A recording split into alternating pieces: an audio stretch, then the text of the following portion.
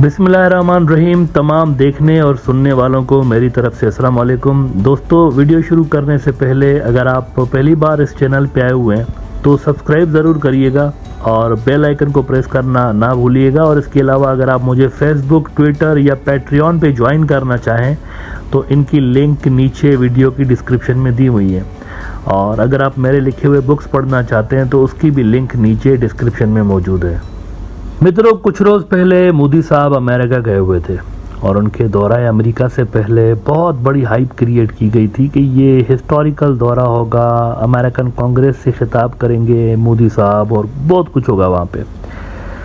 लेकिन इंटरेस्टिंग बात यह है कि ना वहाँ से इनको टेक्नोलॉजी मिली जिसकी बातें की जा रही थी कि टेक्नोलॉजी ट्रांसफ़र होगा, और ना ही कोई बड़ी डील हमें होती हुई नज़र आई। ले दे के एक ड्रोन्स की डील ज़रूर हुई है, लेकिन वो भी अभी इनिशियल स्टेजेस पे है। उसमें भी कई सारी कमेटियाँ, कई सारे प्रोसेसेस हैं जहाँ से अप्रूवल लेना पड़ेगा और फिर जाके ये डील फाइनलाइज होगी। इसमें काफ़ी टाइम लगेगा, लेकिन अभी फौरी तौर पर इंडिया को कुछ नहीं मिला। तो वो जो एक इम्प्रेशन क्रिएट किया जा रहा था ना कि इस विज़िट के बाद इंडिया जो है वो एंटी चाइना, एंटी रशिया बहुत ज़्यादा बन जाएगा और प्रो अमेरिका बन जाएगा, वैसा कुछ भी नहीं हुआ।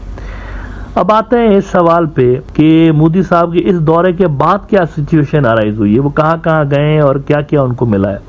अमेरिका के बाद वो गए हैं फ्रांस, और फ्रांस में उनको बड़ा वार्म वेलकम मिला, उनको वहाँ का हाईएस्ट सिविलियन अवार्ड भी दिया गया, सारा कुछ हुआ। लेकिन इंटरेस्टिंग बात यह है कि ये जो रफ़ाइल ख़रीदने की बात हो रही थी ना कि 26 रफ़ाइल मज़ीद ख़रीदेंगे फ्रांस से, रफ़ाइल का जिक्र फ्रांस इंडिया जॉइंट स्टेटमेंट के अंदर नहीं आया है। इस पे बहुत सारे लोग हैरान हैं कि ये क्या हुआ है। मतलब डालना चाहिए था ना, रफ़ाइल हम लेंगे फ्रांस से, ये जॉइंट स्टेटमेंट के अंदर चीज़ डालनी चाहिए थी, लेकिन इंडिया और फ्रांस ने नहीं डाली। तो क्या इसका मतलब ये है कि ये डील जो है ये कुछ ऊपर नीचे हो रही है? क्या इसका ये मतलब है? अभी तक वैसे कोई ऑफिशियल इंडिकेशन सामने नहीं है इस हवाले से। ना वो रफ़ाइल बनाने वाली कंपनी ने कुछ ऐसी बात की है, ना इंडिया ने ऐसी बात की है। लेकिन जॉइंट स्टेटमेंट में इस चीज़ का ना होना इटसेल्फ एक मानाखेज चीज़ है।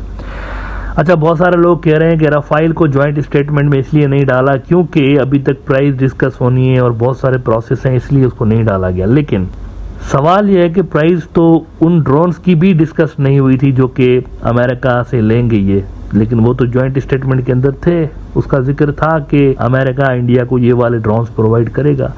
यहाँ पर क्यों नहीं है रफ़ाइल के केस में? This is very interesting observation. अच्छा, आते हैं अब उस चीज़ पे, ये जो इम्प्रेशन क्रिएट किया जा रहा था कि एंटी रशिया बन जाएंगे और एंटी चाइना बन जाएंगे इंडियंस इस विज़िट के बाद। कुछ चीज़ें ऐसी हुई हैं जो कि बहुत बड़ा क्वेश्चन मार्क लगा रही हैं इंडिया की चाइना पॉलिसी के ऊपर, और कुछ ऐसे सिग्नल्स मिले हैं जिससे लग यूँ रहा है कि अमेरिका की जगह नहीं, अमेरिका की तरफ नहीं, चाइना की तरफ इंडिया थोड़ा सा टिल्ट हो रहा है। अभी रिसेंटली कुछ हफ्तों के अंदर 2-3 बड़े इवेंट ऐसे हुए हैं जहाँ पर इंडिया ने अमेरिका की बजाय चाइना के फेवर के काम किए हुए हैं। कौन से? देखें, सबसे पहले तो हमें ये खबर सुनने को मिली कि इंडिया ने अचानक से युआन इस्तेमाल करना शुरू कर दिया है। रशिया से ऑयल लेने के लिए युआन का इस्तेमाल शुरू कर दिया है क्योंकि रशिया इंडियन रुपी एक्सेप्ट नहीं कर रहा था, तो इंडिया ने चाइनीज़ करेंसी यूज़ करना शुरू की है। ये एक बड़ा सिग्निफिकेंट इवेंट हुआ है। इंडिया एक तो पाबंदियों के बावजूद, रशिया के ऊपर पाबंदियाँ, एक तो उनसे ऑयल ले रहा है, दूसरा चाइनीज़ करेंसी में ऑयल ले रहा है। राइटर्स ने खबर लगाई थी कि Indian refineries used yuan to pay for some Russian oil imports, official says. तो एक तो ये प्रो चाइना हरकत उन्होंने की है इंडिया ने। उसके बाद हाल ही में एक दूसरा बड़ा वाकया ये हुआ है कि मोदी साहब फ्रांस के बाद गए हैं यूएई, यूनाइटेड अरब एमिरेट्स, और वहाँ जाकर उन्होंने यूएई वालों को कहा कि आपका और हमारा जो ट्रेड है वो बहुत ज़्यादा ट्रेड हो रहा होता है, तो हम चाहते हैं ये मज़ीद बढ़े। अब इसको बढ़ाने के लिए एक और बड़ा फैसला इंडिया ने किया है, और वो फैसला भी अमेरिका को पसंद नहीं आएगा, यकीनी तौर पर चाइना को ज़रूर पसंद आएगा। और वो ये कि इंडिया कह रहा है यूएई को कि आप और हम लोकल करेंसीज में ट्रेड करते हैं, डॉलर को छोड़ें। डी डॉलराइजेशन की तरफ इंडिया भी बढ़ रहा है, डॉलर को छोड़ें, अपनी लोकल करेंसी में ट्रेड करते हैं। द वायर ने खबर लगाई है, India UAE in 3 agreements to begin trade settlement in local currencies. The Indian PM Narendra Modi was in UAE for a day-long visit from Paris. He left for New Delhi after talks with the UAE leadership. अच्छा, एक और interesting बात बताता हूँ आपको। ये जब वहाँ गए हैं ना, तो खाने का मेन्यू मोदी साहब का वायरल हुआ पड़ा है। मतलब इंडिया के जो हिंदुत्व के जो सोशल मीडिया अकाउंट्स हैं उसमें खाने का मेन्यू देख रहा था। वो कह रहे हैं ये देखिए, शेखों को, अरब शेखों को इन्होंने वेजिटेरियन बना दिया। ये वाला मेन्यू में देख रहा था। इसमें वो दिखा रहे हैं कि सैलड खाएंगे, और हरीसा एक वीट से बनी हुई चीज़ होती है लुबनान में, और इन अरब मुल्कों के अंदर आम जाम मिल रही होती है, हर जगह पे ये चीज़ आपको मिलती है। तो वो उन्होंने डाला हुआ है। फिर स्टार्टर में grilled vegetables with masala sauce, ये सारी चीज़ें। यानी कहने की बात ये है कि वेजिटेरियन एक मेन्यू शेयर किया जा रहा है। अब वो देखें, ये तो डिप्लोमेटिक प्रोटोकॉल्स होते हैं। कोई वेजिटेरियन गेस्ट आएगा तो उसको नॉनवेज थोड़ी उसके मुंह में ठूसेंगे। अब ये कोई शेयर करने वाली बात है नहीं। मैं देख रहा था बहुत सारे पेजेस ने शेयर की हुई है, इंडियन मीडिया के अंदर भी डिस्कस हुआ कि ये देखिए मोदी साहब को क्या खिला रहे हैं, वेजिटेरियन बन गए। शेख वेजिटेरियन नहीं बने, ये डिप्लोमेटिक प्रोटोकॉल्स हैं। वहाँ पर तो अब जाए तो पूरा पूरा ऊँट खा जाते हैं भाई। उधर के लोग तो यूएई वाले तो इतने ज़्यादा नॉन वेज को इतना पसंद करते हैं। वहाँ उनकी जो ट्रेडिशनल डिशेज हैं वो अक्सर जो हैं वो नॉन वेजिटेरियन है। लेकिन यहाँ पर चूँकि डिप्लोमेटिक प्रोटोकॉल्स होते हैं और यूएई वाले बड़ा ज़बरदस्त किस्म के डिप्लोमेट्स हैं, तो वो छोटी छोटी चीज़ों का ख्याल रख रहे होते हैं। बहरहाल तो ये नॉन इशू की तरफ ज़्यादा फोकस कर रहे थे एज यूजुअल, उस पर ज़्यादा ध्यान दे रहे थे। लेकिन जो सबसे बड़ा असल जो रियल मुद्दा वहाँ पर डिस्कस होना चाहिए था वो ये था कि दिरहम और रुपये में ट्रेड करेंगे, which is a brave move I would say. और इंडिया ने ऐसी एक हरकत की है जिसको यकीनी तौर पर अमेरिकन पसंद नहीं करेंगे, क्योंकि ये डी डॉलराइजेशन किसका आइडिया है? चाइना का आइडिया है ना डी डॉलराइजेशन के। डॉलर की जगह पे दूसरी करेंसीज स्ट्रेंथन हो, डॉलर थोड़ा सा नीचे हो। डॉलर को America as a weapon use करना शुरू कर दिया था ना उन्होंने। तो ये तो चाइनीज़ का आइडिया है डी डॉलराइजेशन। तो इंडिया तो उस पर काम कर रहा है। मतलब जाने अनजाने में इंडिया वही कर रहा है जो कि चाइना चाहता है इनसे। तो ये दो बड़े इवेंट हुए इनके दौरे अमेरिका के बाद, जिससे साफ तौर पर नज़र आ रहा है कि ये अमेरिका की तरफ तो ज़्यादा क्या टिल्ट हों, ये तो चाइना को खुश करने के पीछे लगे हुए हैं इंडियंस। और कल तो एक बहुत बड़ी स्टोरी सामने आई है, बहुत बड़ी।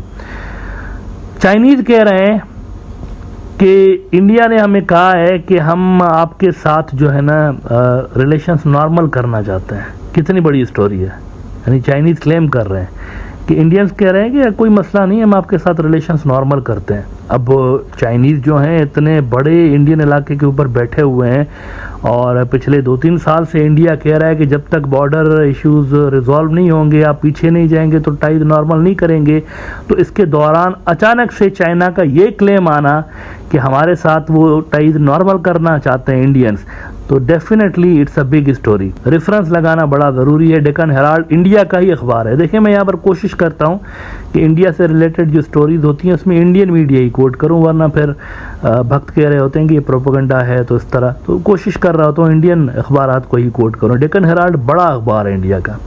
ये कहते हैं कि China claims India wants to create favourable conditions for high level exchanges. India wants to create, China नहीं, इंडिया। लफ्ज़ों पे गौर करें आप। इंडिया चाहता है कि फेवरेबल कंडीशंस क्रिएट कर दी जाएं। और नीचे वो कहते हैं कि new Delhi however has not yet commented on the claim made by Beijing. खामोशी है न्यू दिल्ली में। साउथ ब्लॉक में सख्ते में आए हुए साउथ ब्लॉक वाले, वो चुप करके, मतलब वो इस पर रिस्पॉन्ड ही नहीं कर रहे हैं। नॉर्मली ऐसा होता है कि अगर कुछ गलत क्लेम होता है ना, फौरी तौर पर रिस्पॉन्ड इंडिया की तरफ से आता है। यहाँ पर इंडिया खामोश है इन रिपोर्ट्स के ऊपर। इसका मतलब है कोई ना कोई बात जयशंकर और वांग जी के दरमियान हुई है इस हवाले से। अच्छा, आप सोच रहे होंगे, मैं ऐसा अंदाज़ा लगा रहा था कि क्यों इंडिया ने आखिर ऐसा क्यों बोला है इनको, वांग यू साहब को और चाइनीज़ को, कि ज़रा नॉर्मल करते हैं रिलेशंस। इंडियंस को देखें, ये बात तो पहले से ही पता है ना कि अमेरिका फिजिकली उनकी हेल्प नहीं करेगा, बूट्स ऑन द ग्राउंड और ये सब नहीं करेगा। उनको खुद ही चाइना से लड़ना पड़ेगा। उनको आइडिया है ऑलरेडी। मुझे लगता है कि तो वो अमेरिका को भी देख रहे हैं कि वो खुद जो अपने टेंशन हैं वो डिफ्यूज़ करने के पीछे लगे हुए हैं। हर कुछ अरसे के बाद, 2-3 हफ्ते के बाद कोई बड़ा इनका टॉप का डिप्लोमेट चाइना जा रहा है और टेंशन रिड्यूस कर रहा है। तो मुझे लगता है ये भी थोड़ा सा ऑटो करेक्ट करने के चक्कर में है कि जब अमेरिकन खुद ही जा रहे हैं वहाँ पर, चाइना से फड्डा जब उनका कुछ ज़्यादा ही बढ़ जाता है, तो किसी न किसी को बेच के, कभी ब्लिंकन चला जाता है, कभी इनकी जो ट्रेजरी की सेक्रेटरी हैं वो चली जाती हैं और अपने जो टेंशन है उसको थोड़ा सा रिड्यूस करने की कोशिश करते हैं। तो इंडियन शायद समझ रहे हैं कि हमें भी ऐसा ही करना चाहिए। कि एक खास थ्रेशोल्ड से ऊपर टेंशन्स को नहीं लेकर जाना चाहिए, इसलिए रेगुलर एक्सचेंजेस ज़रूरी हैं। तो कहीं ना कहीं में मुझे लगता है साउथ ब्लॉक के अंदर ये एक सोच पैदा हुई है कि चाइना के साथ मुस्तकिल ख़राब रिलेशन हमारे अपने लिए दोस्त नहीं है, और ऊपर से ये जो मिडल ईस्ट के अंदर रोल चाहते हैं इंडियंस, तो जब तक इनके अच्छे टाइज नहीं होंगे चाइना के साथ तो मिडल ईस्ट वाले इनको रोल नहीं देंगे, बेहतर रोल इनको नहीं देंगे। जो इंडिया चाहता है वो नहीं मिलेगा मिडल ईस्ट के अंदर अनटिल एंड अनलेस उनके चाइना के साथ भी अच्छे टाइज हों। और इसके अलावा मैं आपको बताऊं कि 2 बड़े विजिट्स आ रहे हैं। ब्रिक्स की समिट आ रही है साउथ अफ्रीका के अंदर अभी कुछ हफ्ते के अंदर, और इसके अलावा G20 की भी समिट होने वाली है, सितंबर में जाकर कहीं पर होगी, और उसमें शी जिनपिंग के आने के चांसेस हैं। तो पिछला जो SCO समिट था उसके अंदर तो इंडिया ने वो तो ऑनलाइन करवा दिया ना, तो वर्चुअल करवा दिया वो वाला इवेंट, तो उस पर भी इनको ऑलरेडी क्रिटिसिज्म हो रहा था। अब G20 को तो ये वर्चुअल नहीं कर सकते ना, तो ज़रूरी है कि ये चाइना को थोड़ा सा खुश करें ताकि शी जिनपिंग आए और G20 सक्सेसफुल हो। ब्रिक्स का इजलास और G20 का इजलास, यहाँ पर मोदी और शी जिनपिंग की मीटिंग एक्सपेक्टेड है, हैंडशेक होना एक्सपेक्टेड है। तो मुझे लग रहा है कि इसके लिए ग्राउंड बनाने की इंडिया कोशिश कर रहा है। ये जो थोड़े गुडी से आपको इवेंट्स होते हुए नज़र आ रहे हैं, इसमें शायद वो इसीलिए कोशिश कर रहे हैं कि मोदी और शी जिनपिंग की जो मीटिंग है उससे पहले थोड़ा सा ग्राउंड सेट किया जाए। लेकिन फिर ये याद रखें कि इन्हीं हरकतों के दौरान, ये जो थोड़ा सा चाइना को खुश करने की कोशिश कर रहे हैं ना, इन्हीं के दौरान EU वाले, वेस्ट वाले मणिपुर के खिलाफ बात कर रहे हैं, मणिपुर पे रेजोल्यूशन लेकर आ रहे हैं, और अमेरिकन सफ़ीर जो इंडिया के अंदर हैं वो भी मणिपुर की बात कर रहे हैं इन्हीं सारे बखेड़ों के दरमियान। तो वहाँ से भी प्रेशर आ रहा है, वेस्ट से प्रेशर आ रहा है, और यहाँ से अगर वो वेस्ट की तरफ चले जाते हैं तो चाइना से प्रेशर आ रहा होता है। तो इंडिया मुझे लगता है कि इस वक्त थोड़ा सा बैलेंसिंग पोजीशन में इन दोनों लगा हुआ है। अब ये बैलेंसिंग जो इनकी अटेम्प्ट्स हैं वो किस हद तक कामयाब होंगी, ये तो हमें ब्रिक्स की समिट के वक्त या फिर G20 में नजर आएगा कि किस लेवल तक जाकर इनकी रीसेट की जो अटेम्प्ट्स हैं वो कामयाब हुई हैं चाइना के लिए।